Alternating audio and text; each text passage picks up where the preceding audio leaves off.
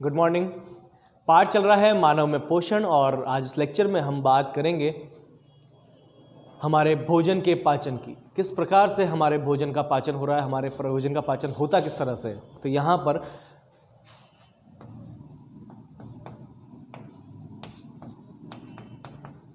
जो हमारा पाठ है, इस पाठ में सबसे पहले हमने बात की थी पोषण की, पोषक तत्व क्या थे, पोषण हमें किस प्रकार से मिल रहा है। उसके बाद हमने बात की थी हमारे भोजन में पाचन के लिए उत्तरदायी हमारी आहार नाल की संरचना की।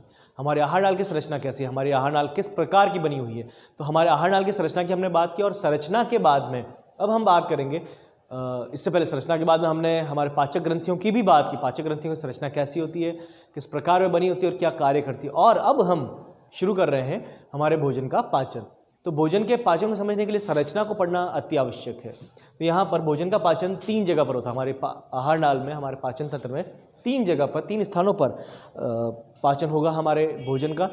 मुख, अमाशय तथा छोटी आंत्र। तो ये 3 जगह ऐसी जिनमें से 2 को हम आज इस लेक्चर में डिस्कस करेंगे। तो सबसे पहले हम बात करेंगे मुख में पाचन। तो जो डाइजेशन है फूड का, जो हमारे भोजन का पाचन है, वो मुख में हो रहा है। तो मुख में किस प्रकार से होगा और किसका होगा, ये देखना जरूरी है। तो यहां पर हम बात करेंगे कार्बोहाइड्रेट की या स्टार्च की। तो जो कार्बोहाइड्रेट है या जो स्टार्च है, इस कार्बोहाइड्रेट को, ये पॉलीसैकेराइड है, इसको कन्वर्ट करना होगा, इसको चेंज करना होगा डाइसैकेराइड के अंदर। तो यहां पर चेंज करने का काम करेगा लार अमाइलेज।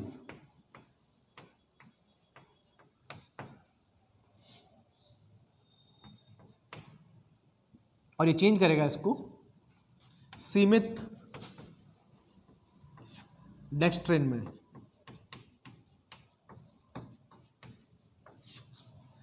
यहां पर ये आपको याद रखना होगा, यहां पर हो क्या रहा है। यहां पर आपके पास में, आपके फूड में, आपके भोजन में जो कार्बोहाइड्रेट प्रेजेंट है, उस कार्बोहाइड्रेट को आपके लार के अंदर उपस्थित अमाइलेज, लार में उपस्थित अमाइलेज, क्योंकि अमाइलेज आगे और भी आएगा, कहाँ आएगा देखेंगे हम उसको, लेकिन यहाँ पर ध्यान रखें लार में जो उपस्थित अमाइलेज है, ये अमाइलेज इसको कन्वर्ट करेगा, इसको परिवर्तित करेगा सिमिड डेक्स्ट्रिन के अंदर। देखो यहाँ पर भोजन में, भोजन का पाचन तो हो रहा है मुख के अंदर, लेकिन कंप्लीट डाइजेशन, पूर्ण पाचन नहीं हो रहा है। यहाँ पर जो पाचन हो रहा है वो आंशिक रूप से हो रहा है कार्बोहाइड्रेट का। देखो हमारे फूड के 3 मुख्य सब्सटेंस, 3 मुख्य पदार्थ, कार्बोहाइड्रेट, प्रोटीन और लिपिड, ये 3 हैं। इनमें से भी सिर्फ कार्बोहाइड्रेट का हो रहा है और उसका भी आंशिक हो रहा है। तो बहुत मामूली सा पाचन हमारे मुख में भोजन का होता है। बात करते हैं आगे, नेक्स्ट दूसरा है,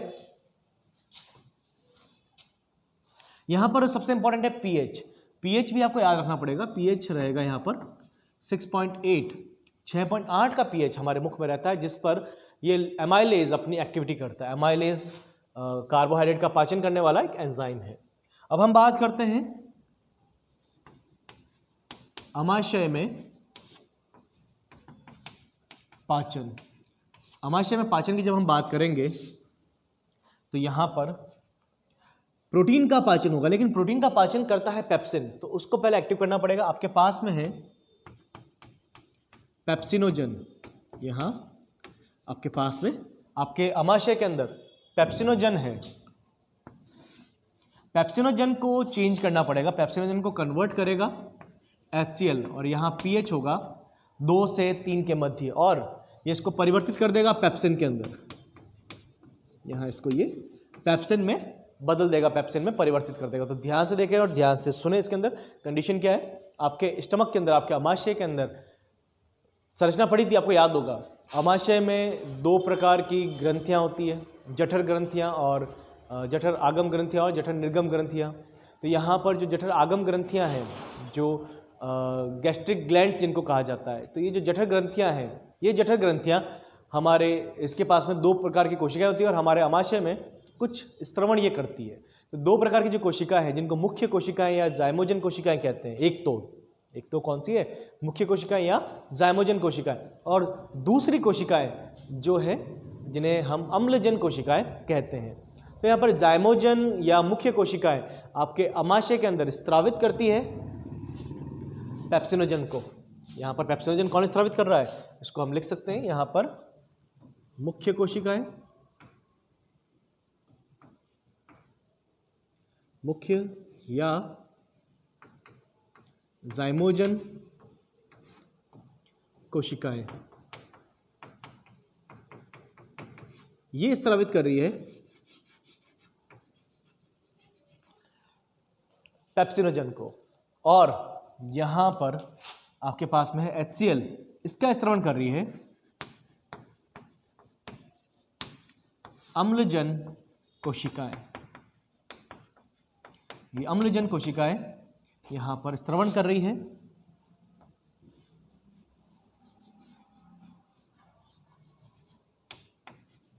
HCl का। तो यहां पर HCl का भी स्त्रवण हो रहा है, यहां पर पेप्सिनोजन का भी स्त्रवण हो रहा है।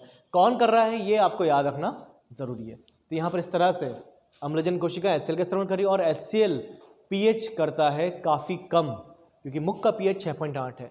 मैंने यही कहा है pH इंपॉर्टेंट है, क्यों? क्योंकि लार में जो अमाइलेज है, ये अमाइलेज हमारे स्टमक में, हमारे आमाशय में आने के बाद में अपनी क्रिया नहीं करता, आमाशय में आने के बाद में अपनी क्रियाविधि नहीं प्रदर्शित करेगा। कारण क्या है उसका कारण ये है कि ये सिर्फ 6.8 के pH पर ही काम करता है। उससे pH कम जैसे ही होता जाएगा, जैसे जैसे pH कम होगा ये अपनी एक्टिविटी कम करना स्टार्ट कर देगा और स्टॉप कर देगा अपनी एक्टिविटी को। तो यहाँ पर स्टमक में, आमाशय में आने के बाद में इसकी एक्टिविटी, इसकी क्रियाविधि रुक जाएगी, और यहाँ क्रियाविधि स्टार्ट हो जाएगी पेप्सिनोजन की। पेप्सिनोजन का परिवर्तन होगा पेप्सिन में, कौन करेगा? HCl करेगा, और इसके बाद में अब ये पेप्सिन चेंज करेगा, बदलेगा हमारे प्रोटीन को, प्रोटीन का पाचन करेगा, और यह है पेप्सिन। आप ये याद रखें, पेप्सिनोजन पेप्सिन की निष्क्रिय अवस्था है। पेप्सिनोजन पेप्सिन की निष्क्रिय अवस्था है। तो यहां पर अब पेप्सिन सक्रिय है और ये प्रोटीन का पाचन कर रहा है, और प्रोटीन को ये परिवर्तित करेगा पेप्टोन्स, प्रोटियोज तथा पॉलीपेप्टाइड के अंदर, तथा पॉलीपेप्टाइड के अंदर। तो ये उनका परिवर्तन करेगा और उनको परिवर्तित कर देगा कुछ दूसरी संरचनाओं के अंदर, जैसे पेप्टोन्स, प्रोटियोज तथा पॉलीपेप्टाइड। यहाँ पर भी pH इतना ही रहता है। तो ये था आपके एक छोटा सा टॉपिक जिसकी हमने आज बात की है। मैं फिर से एक बार रिपीट करूंगा, और रिपीट करने के बाद इस टॉपिक को हम कंप्लीट करेंगे, खत्म करेंगे इनको। ध्यान से देखें एक बार, हम बात कर रहे हैं भोजन के पाचन की। हमारे भोजन का पाचन, जैसा कि मैंने आपको बताया, हमारे भोजन का पाचन हमारे आहार नाल में होता है, और आहार नाल में 3 स्थानों पर होता है। वो 3 स्थान कौन से हैं? मुख, आमाशय तथा छोटी आंत्र। तो यहाँ पर मुख में पाचन होगा। मुख में पाचन किस प्रकार से होगा? मुख में हमारे जो कार्बोहाइड्रेट है उसका आंशिक पाचन होता है, उसको सलाइवरी अमाइलेज, हमारे लार के अंदर 2 प्रकार के एंजाइम होते हैं, लाइसोजाइम तथा अमाइलेज। तो अमाइलेज उसको चेंज करेगा, अमाइलेज उसको बदलेगा और उसको बदल देगा वो लिमिट डेक्स्ट्रिन के अंदर। इसी प्रकार से ये आंशिक पाचन हुआ। इसी प्रकार से आंशिक पाचन प्रोटीन का भी होगा हमारे स्टमक के अंदर, हमारे आमाशय के अंदर। वहाँ पर उपस्थित है पेप्सिनोजन।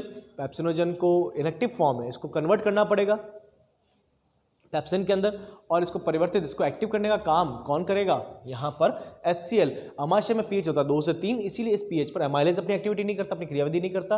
और अब आपको ये पेप्सिन प्रोटीन को कन्वर्ट कर देगा पेप्टोन्स में, प्रोटियोज में और पॉलीपेप्टाइड्स के अंदर। तो इस प्रकार यहाँ पर हमने आज इस लेक्चर में मुख में और आमाशय में पाचन को डिस्कस किया है।